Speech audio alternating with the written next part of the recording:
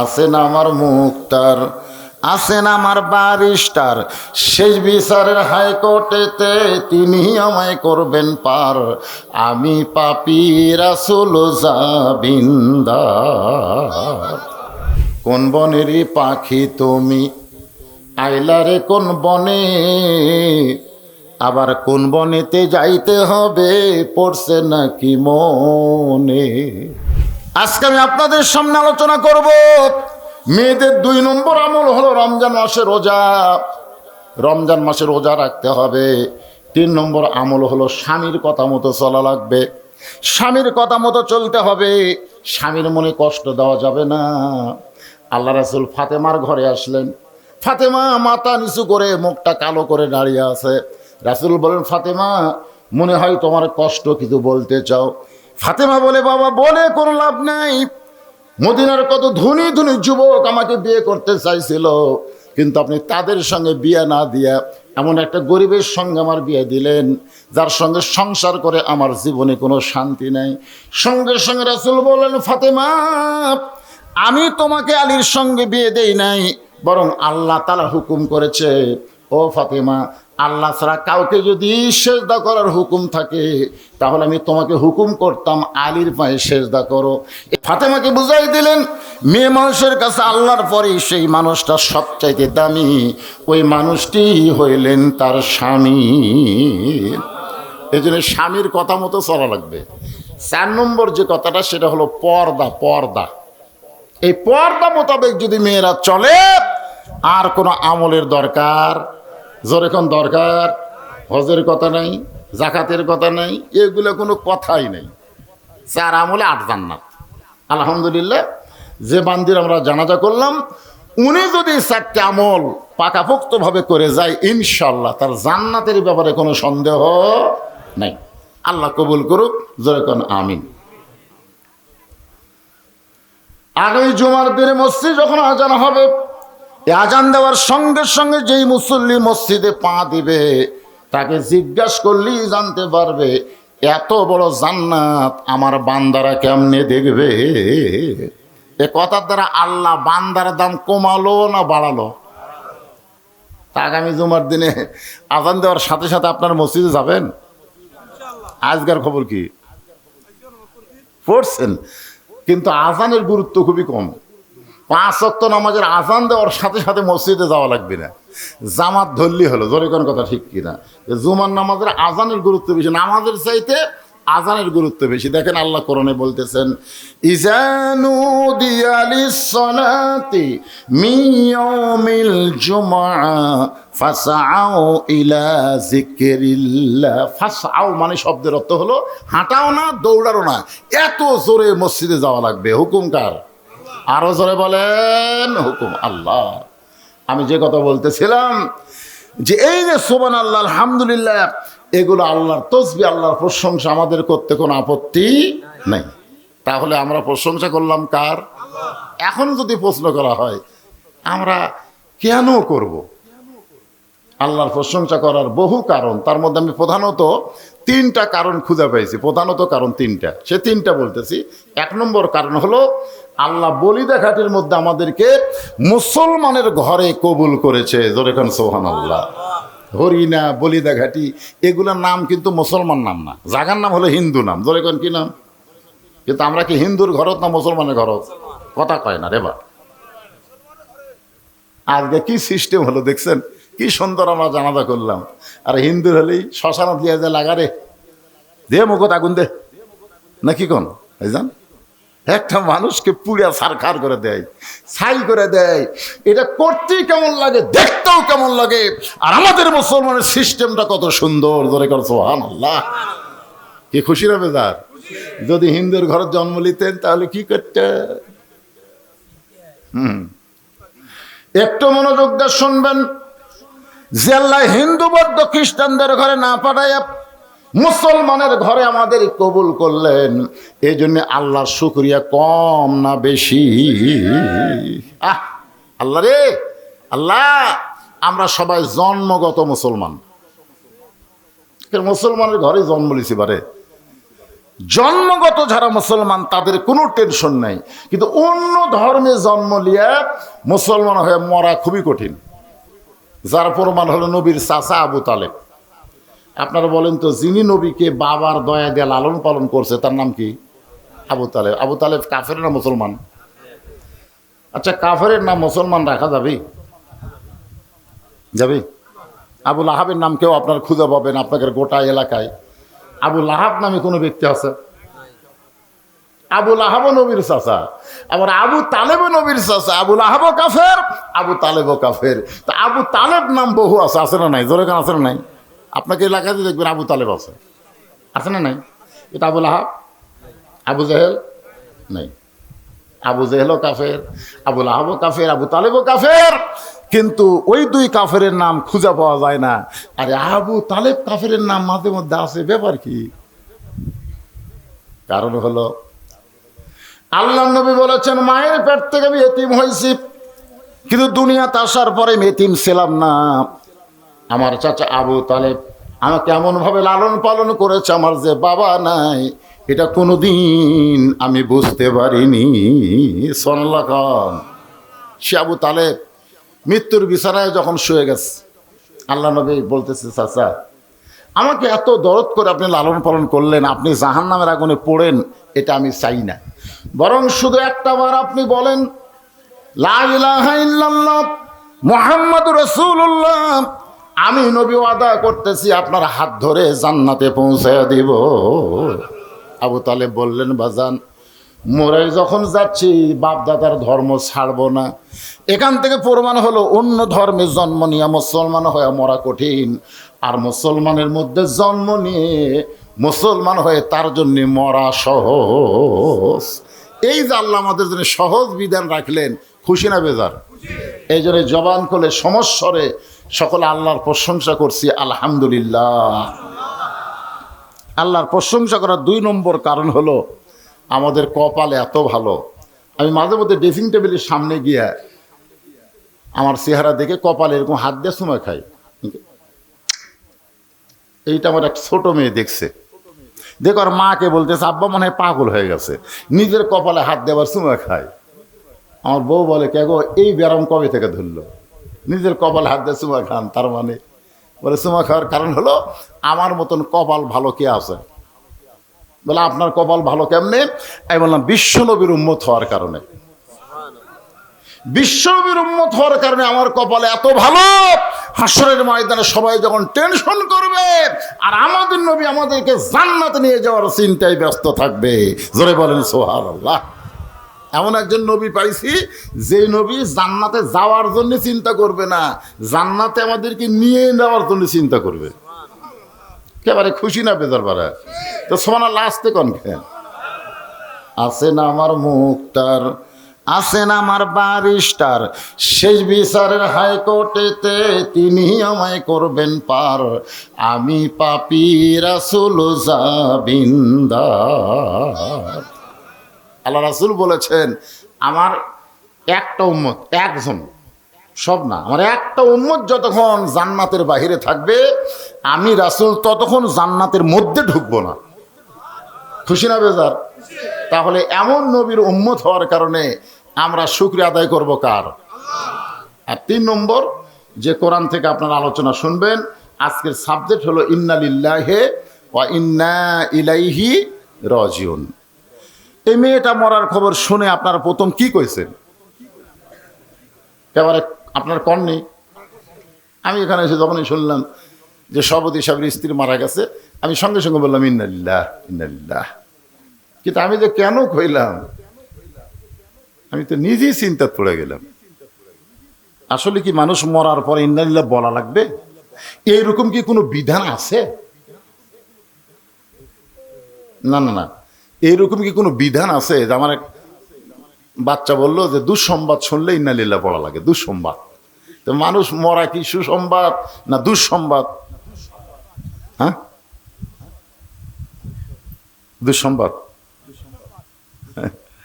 আসলে একটা গান গাই, দেখেন তো কি কিছু বুঝার পারেন নাকি?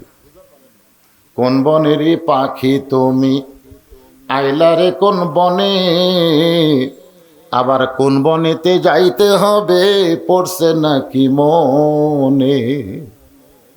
মিন শারিল ওয়াসওয়াসিল খান্নাস, ভিতরে শয়তান বলে চল বাড়ি যাই, চল বাড়ি যাই। আপনি যখন বাড়ির দিকে যাবেন, দুই কান্তে দুই ফেরেশতা বলবে, কে রে পাগলা, হ্যাঁ কত সুন্দর কথা কোরআন থেকে বক্তারা বলতিছে, আর ওইটা না শুনে তুই যে বাড়ির যাচ্ছি, ওই বাড়িতে কি তুই থাকতে পারবি? তুই তো প্রত্যেকটা ধাপে ধাপে তোর হায়াতকে অতিক্রম করে তুই মৃত্যুর দিকে হাঁটতেছিস। জোরে কোন কথা ঠিক কিনা? আমি আপনি যেটাই যাই না কেন, আমার হায়াত কি কমতিছে না বাড়তিছে? ছোটবেলায় একটা গান শুনতাম, এখন তো সেরকম গান হয় না। সবাই বলে বয়স বাড়ে, আমি বলি কমে রে। আপনার বলেন তো আমার বয়স বাড়তিছে না কমতিছে? মানে যে বয়স নিয়ে আমি দুনিয়াতে আইছি, আজকে একদিন আমার সেখান থেকে কমে গেল, আজকে রাত আমার হায়াত থেকে কমে গেল। প্রত্যেকটা পরতে পরতে আমাদের হায়াত কমতেছে, আমরা মৃত্যুর দিকে অগ্রসর হচ্ছি। এখন মানুষ মরাটা দুঃসংবাদ না সুসংবাদ, মুসলমান হিসেবে আমাদের জানার দরকার আছে না নাই? আল্লাহ কিন্তু কোরআনে বললেন, ইজা মানে যখন আসাবাতহুম মুসিবা, তোমাদের উপরে বিপদ আপদ মুসিবত আসবে, অলু তখন তোমরা বলবে ইন্না লিল্লাহি ওয়া ইন্না ইলাইহি রাজিউন। বিপদ আপদ মুসিবত আসলে যে আয়াত পড়ার হুকুম আল্লাহ করেছেন, আর মরে যাওয়ার পর আমরা কেন এইটা পড়ি? আমি বহু আলেমকে বলছি, এমনকি আমার যিনি ওস্তাদ শেরপুর আলিয়া মাদ্রাসার প্রিন্সিপাল, ওনাকেই বলেছিলাম, হুজুর এই যে মানুষ মরে গেলে আমরা যে ইন্না লিল্লাহ কই, এটা কোরআন হাদিসের কোন জায়গাতে আছে যে বলা লাগবে? তো আমার ওস্তাদ বলতেছে, একদিন পর তোর এই প্রশ্ন কেন? আমরা হইয়াহিনী পড়ে আসতেছি, সবাই পড়ে আমরাও পড়ি, এইরকম কথা বললে তো হবে না। আমরা আগে থেকে শবে বরাত পালন করে আসতেছি, এখন আসে বলতে শবে বরাতের রাত যে জাগবে, ব্যবসাখানার কাটানোর চাইতেও খারাপ, ব্যবসাখানা থাকলেও নাকি আর চাইতে ভালো। এখন এসে কথা কন না কেন? এই শায়েখ যারা তারা কি বলতেছে, শবে বরাতের রাতে ইবাদত করা চাইতে ব্যবসাখানায় যাওয়া ভালো। ব্যবসাখানা বোঝেন আপনারা? বোঝেন তো? নাউজুবিল্লাহ কন না কেন? পতিতালয়ে কাটারও ভালো, মসজিদে না কাটায় পতিতালয়ে কাটান। এইবার আবার রমজান মাসে এক শায়েখ হলো 26 তারিখ দিবাগত রাত জাগা বিদআত। কি বুঝতেছেন? তো সারা জীবন যেটা করে আসতেছি, তার দলিল থাকা লাগবে না? এই কথা কন না কেন? দলিল থাকা লাগবে, দলিল ছাড়া কাম করলে হবে? আপনি একটা জমির দলিল আছে না নাই? কথা কয় না কেন? দলিল আছে না? দুনিয়ার একটা জমি, দুনিয়ার একটা জায়গার যদি আপনার দলিল থাকে, আর আখিরাতে আপনি জান্নাতে যাবেন, সেই জান্নাতে আমল করার দলিল থাকা লাগবে না? দলিলে বাপদাদারা করতেছে, আমরাও করতেছি। তো বাপদাদা জমি ভোগ করে আসতেছে, এখন আপনি করতেছেন। একজন এসে বলতেছে, ভাই তুই যে জমি খাচ্ছিস তোর দলিল। বেশি কথা কইস না। ওর দাদা জমিদার আসলো, ওর বাপও জমিদার আসলো, এই শালা সার জমিদার আছে, তোর দলিল নাই, জাকাতুল লয়। আপনি তখন কি করবেন? আমরা অনেক আমল করতেছি, হাসরের ময়দানে যদি আল্লাহ বলে আমল তো করবার, কে কইছে? দলিল কি? দলিল নাই আল্লাহ, তোর একটাও কবুল হয়নি। আমি আমার হুজুরকে বললাম, হুজুর মানুষ মরার খবর শুনে যে ইন্না লিল্লাহ আমরা পড়ি, এই পড়ার দলিল কি?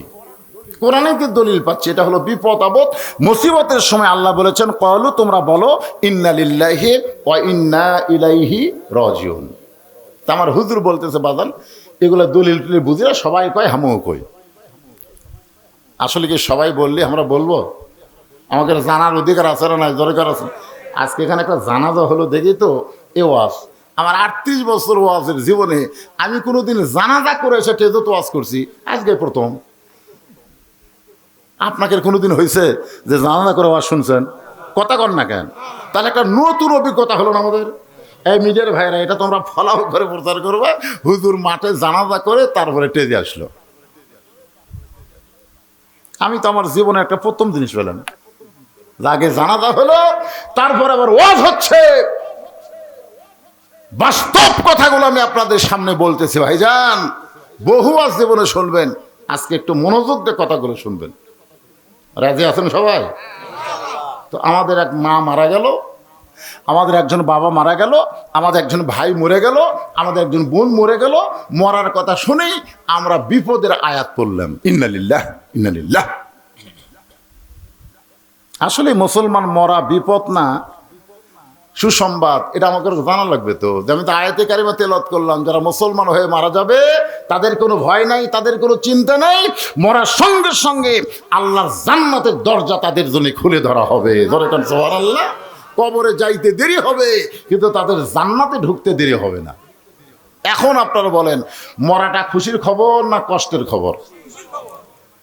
তাহলে খুশির খবর শুনে এই বিপদের আয়াত আমরা কেন বললাম? অনেকেই এখন চিন্তায় পড়ে গেছেন, গোলক ধাঁধায় পড়ে গেছেন, মনে মনে ভাবতেছেন যে মরাটাই হলো সব চাইতে বড় বিপদ। আসলেই বিপদ, মরাটা হলো সবচাইতে বড় বিপদ। কার জন্যে? এই মরাটা হলো সবচাইতে বড় বিপদ কার জন্যে? যে নামাজ পড়েনি, যে রোজা করেনি, যে আল্লাহর কোনো হুকুম মানেনি, ওই বদমাইশের জন্য মরাটা হলো সবচাইতে বড় বিপদ। কারণ মরার সাথে সাথে ওর আযাব শুরু হবে। ধরে কোন কথা কর না কেন, আর আযাব শুরু হবে। মৃত্যুর সময় আযাব, কবরে আযাব, সব জায়গায় খেলে আযাব। এই যে সুদ খাচ্ছে, ঘুষ খাচ্ছে, টাকার পাহাড় জমাইছে, কবর যাওয়ার সাথে সাথে বিষাক্ত সাপ এসে সাইজ করবে। ধরে কোন কথা ঠিক কিনা?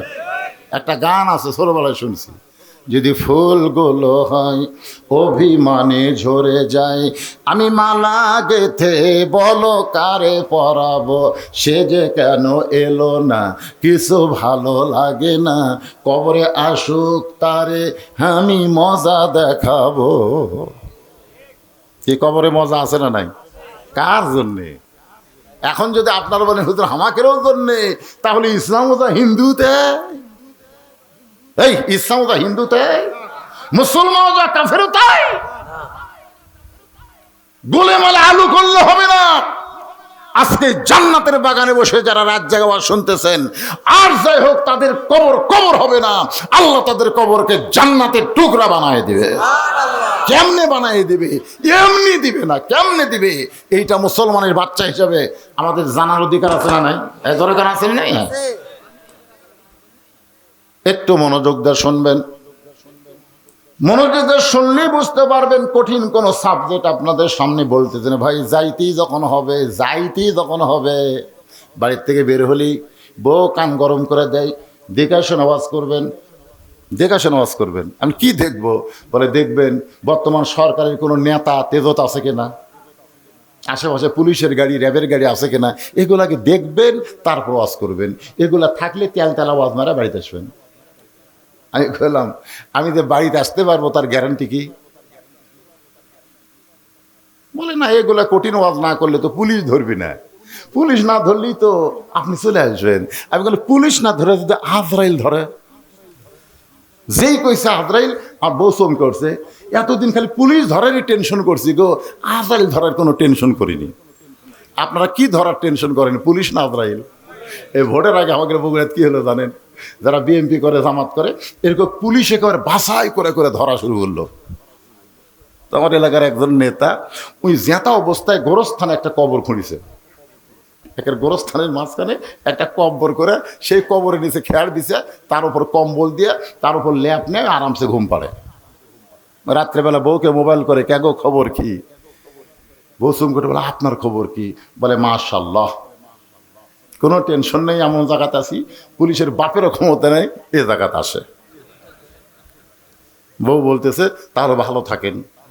সন্ধ্যা থেকে এ পর্যন্ত 3 বার পুলিশ আইছিল। স্বামী বলতেছে যতই চেষ্টা করুক হামাক খুঁজে পাবি না। আসলে গোরস্থানের মধ্যে জেতা অবস্থায় শুয়ে থাকা আপনি কোন লক্ষণ ভালো মনে করেন? আপনাকে বোঝানোর জন্য বলতেছি, আজকের এই লাশ দাফন করার জন্য বোঝানোর জন্য বলতেছি। মনে করেন আল্লাহ আজরাইলকে বলতেছে, যা তো পুলিশের চেহারায় ওর কাছে যা। কার চেহারায়? বর্তমানে মানুষ খালি বাংলার লোকেরা পুলিশ ধরার চিন্তা করতেছে, আজরাইল ধরার চিন্তাই করতেছে না। যা ওর কাছে পুলিশের পোশাক পরে যা। তা আজরাইল পুলিশের পোশাক পরে ওই গোরস্থানে যায়, বলতেছে কে রে ভাই? মাথা বার করে বলে, এই জায়গার তো খবর কে দিল? আমি তো মনে করছিলাম গোরস্থানের নিরাপদ, আর এই জায়গার তুই পুলিশ কেমনে খবর পালি? বলে আমি তো পুলিশ না ভাই, আমি হলো আজরাইল। তখন কান দেওয়া হলো, ভাই রে, বর্তমান বাংলাদেশে পুলিশ ধরার ভয়ে আজরাইল যে ধরবে এইটা আমাকে মনেই নেই। আজখন মা দুনিয়ার থেকে বিদায় নিল, এরপর আপনাকে মনে কি কয়? যে কোনো সময় ধরবার পারে, কথা কোন ধরবার পারে? তো কারা কারা ঈশার নামাজ পড়েননি জানেন না? যারা বলতেছেন যে কোনো সময় ধরবার পারে, এই কথা বলার পরে যদি এশার নামাজ না পড়েন তাহলে আপনি মনে হয় খুব জাননেওয়ালা আছেন যে ফজর পর্যন্ত আমি বাঁচবো। ফজর পর্যন্ত বাঁচার কোনো গ্যারান্টি আছে? তাহলে এশার নামাজও পড়লেন না, ফজর আগেও মরে গেলেন, তখন আমরা হুজুরা জানাজা দিয়ে দোয়া করতেছি, আল্লাহ আল্লাহ কয় তোর চোখের পানি সাগর বানা, আমার রহমতের দরিয়ায় জোশ মারবে না।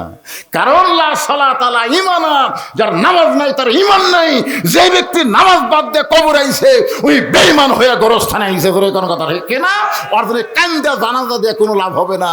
ওই যে এশার নামাজ পড়ে ফজর আগে মারা যাইতো, ওর জানাজা না থাকলেও ওর নামাজ আদায়ের কারণে আমি আল্লাহ ওরে জান্নাত দিয়ে দিতাম। নাম দিয়েছেন গোরস্থান এবং মসজিদ। এখন বলেন গোরস্থানের সাথে মসজিদের সম্পর্ক আছে না নাই? যেরকম আছে না নাই? কি সম্পর্ক? মসজিদে এশার নামাজ আদায় হবে, যে কোনো সময় আমাদের মৃত্যু হবে। এই মৃত্যুটা যদি মুসলমান হয়ে মরতে চায় একটু মনোযোগ দিবেন। মৃত্যু কিন্তু কঠিন বিষয় না। মরার খবর শুনলেই আমরা ইন্না লিল্লাহ পড়ি। আসলে মৃত্যুটা যদি মুসলমানের মৃত্যু হয়, ওই ব্যক্তির কবরে যাওয়ার আগে আল্লাহ তার রুহুটাকে ইল্লিন নামক জান্নাতের বাগানে রাইখা দেবে। কবরে আবার রুহুটা ফেরত দিবে। ওই রুহু তার দেহের মধ্যে ঢুকানোর পরে তাকে আবার জীবিত করা হবে। মুনকির নাকির তাকে 3টা প্রশ্ন করবে। 1 নম্বর প্রশ্ন হলো মান রব্বুকা, তোমার রবকে। যেই প্রশ্ন করবে তোমার রবকে, আপনার অনেকে বলতেছেন হুজুর প্রশ্ন করা মাত্রই উত্তর দিব আল্লাহ, প্রশ্ন করলে উত্তর দিব আল্লাহ। আপনি উত্তর দিবার পারলে উত্তর দিবেন না, উত্তর দেওয়াটা আপনার জন্য বিপদের কারণ হয়ে যাবে। কারণ যেই ব্যক্তি নামাজ নিয়ে কবরে গেছে তাকে নতুন করে রবের উত্তর দেওয়া লাগবে না। মসজিদে ঢোকার সাথে সাথেই ওই লোকটা নিয়ত করার পরেই বলেছে আলহামদুলিল্লাহি রব্বিল। রুকুতে যখন গেছে তখনই বলেছে সুবহান রাব্বিয়াল আযীম। আবার সেজদায় যখন গেল তখন বলল সুবহান রাব্বিয়াল আলা। দুনিয়ায় এতবার রব রব করে যে দুনিয়া থেকে কবরে গেছে তাকে রবের উত্তর নিজে দেওয়া লাগবে না, নামাজ তার পক্ষে উত্তর দিয়ে দিবে। আল্লাহ বলে মুনকির নাকির রে, যে নামাজ নিয়ে কবরের মধ্যে আইছে সে রবের উত্তর হয়ে গেছে। এখন আপনারা বলেন নামাজ ছাড়া কবর যাবেন? মাশাআল্লাহ, একমাত্র নামাজ, একমাত্র নামাজ। ইন্না সালাতা তানহানিল ফাহশাই ওয়াল মুনকার।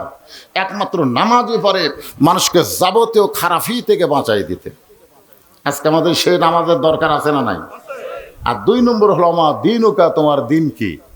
বুখারী শরীফে একটা হাদিস পড়ি, তারপরে দিন সম্পর্কে 3টা প্রশ্নের উত্তর ইন্না লিল্লাহ বিষয় নিয়ে আলোচনা হবে।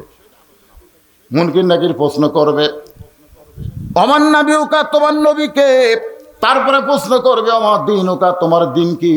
এই দিন সম্পর্কে যখন প্রশ্ন করবে, আল্লাহর নবী বলেছেন মা আহাদান ইয়াদখুলুল জান্নাতা ইউহিব্বু ইয়ারজি ইলাদ দুনিয়া ওয়া লাহু মালাল আরদি মিন শাইইন ইল্লা শাহীদুন ইয়াতামান্না আন ইয়ারজি ইলাদ দুনিয়া ফায়ুক্তাল আশারা মাররাতান লিমা ইয়ারা মিনাল কারামাতি।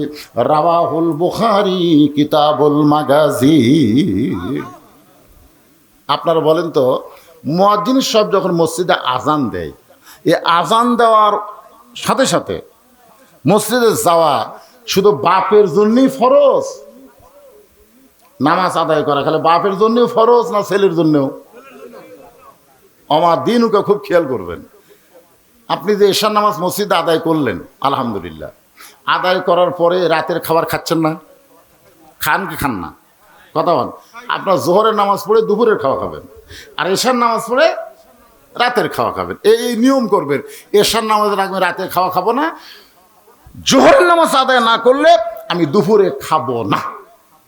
আপনার কাছে খাওয়া আগে না নামাজ আগে? এটা একটা নির্ধারিত রুটিন করে নেবেন।